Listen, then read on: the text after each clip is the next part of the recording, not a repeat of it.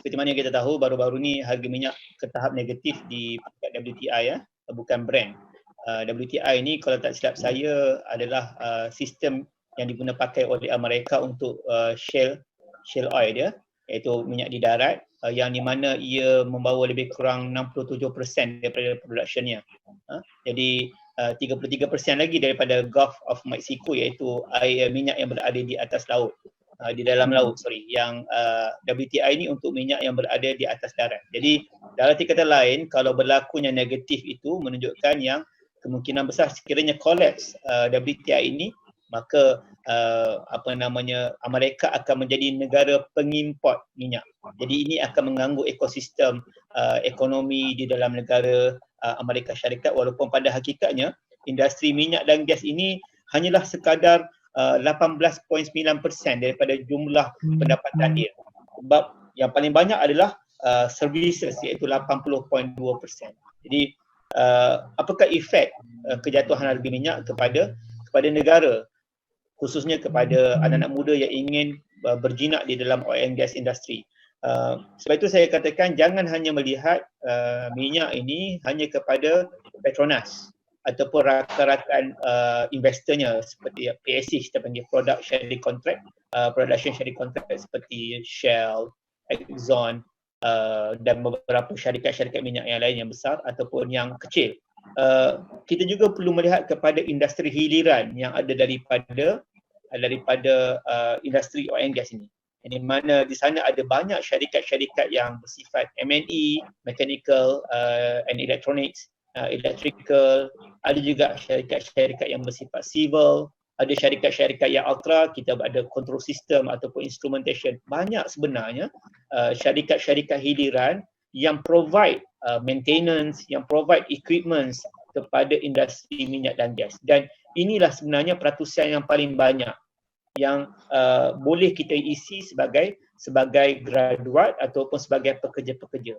Dan di peringkat Petronas sendiri, kita juga membuat satu polisi yang dinamakan sebagai Malaysianization.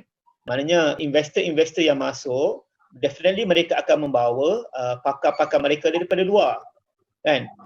Top management mereka barangkali dibawa daripada luar, daripada negara asal mereka. Tapi oleh kerana kita melakukan Malaysianization policies, maknanya ada beberapa percentage saja dibenarkan untuk kita bawa pekerja asing. Yang lain mesti datang daripada rakyat Malaysia. Ini cara kita kontrol supaya kekayaan negara melalui industri minyak dan gas ini dapat dinikmati oleh pekerja-pekerja Malaysia, bukannya pekerja-pekerja asing. Jadi pada saya, untuk anak-anak muda di luar sana, jangan bimbang walaupun harga minyak jatuh.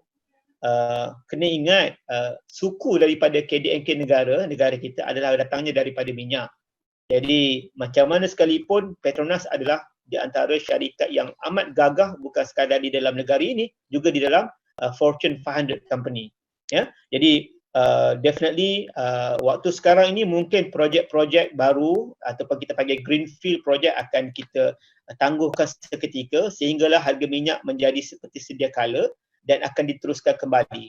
Cuma saya boleh katakan perkara yang business as usual, ya, perkara yang normal seperti penyelenggaraan, shutdown, startup, ada semua benda ini melibatkan tenaga-tenaga kerja Bumiputera dan bukan Bumiputera, iaitu rakyat Malaysia. Jadi pada saya masih ada ruang untuk kita bersama dalam oil and gas. Juga saya menyeru kepada anak-anak muda juga tengok kepada pendekatan kerajaan, sebab kerajaan di bawah MOSTI pun sekarang melihat kepada renewable energy.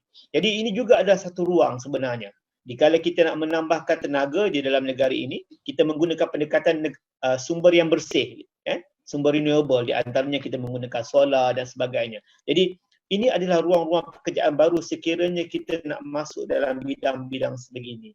Jadi jangan risau, peluang pekerjaan itu ada, cuma barangkali gajinya agak rendah. Tidaklah semewah seperti sekarang. Sebab kami dalam bidang oil and gas pun ada yang dipotong gajinya. Tapi pada kami ini adalah survival mode. Dulu kaya kan, apa salahnya sekarang miskin sekejap, betul tak? Jadi kalau kita ada sistem perbelanjaan berhemat, kita menyimpan, inilah dia panggil sistem yang dinyatakan oleh Nabi Yusuf AS. Waktu kamu ada duit, kamu kena simpan. Dan waktu inilah kamu perlu gunakan duit kamu ni untuk survival mode. Ini yang dikatakan oleh Nabi Yusuf. You need to invest duit yang ada dalam kantung kamu untuk keluar. Kata Ibn Khaldun dalam kitabnya Muqaddimah, rezeki ini adalah sesuatu perkara yang kamu simpan.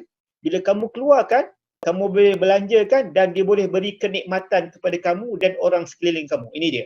Maknanya kalau kita ada duit, gaji kita simpan 10%, kita simpan 20%, yang lain kita gunakan untuk OPEX dan CAPEX. Dan bila kita simpan ni, waktu-waktu sekarang inilah kita keluarkan kembali. Itu untuk yang ada pendapatan, yang baru dibuat kerja. Ada pun yang tak ada pendapatan dan sebagainya, macam saya kata tadi, jangan bimbang. Banyak industri-industri yang ada dan macam saya katakan juga, please involve dalam entrepreneurship. Ya, ada banyak ruang untuk kita enhance keuangan kita.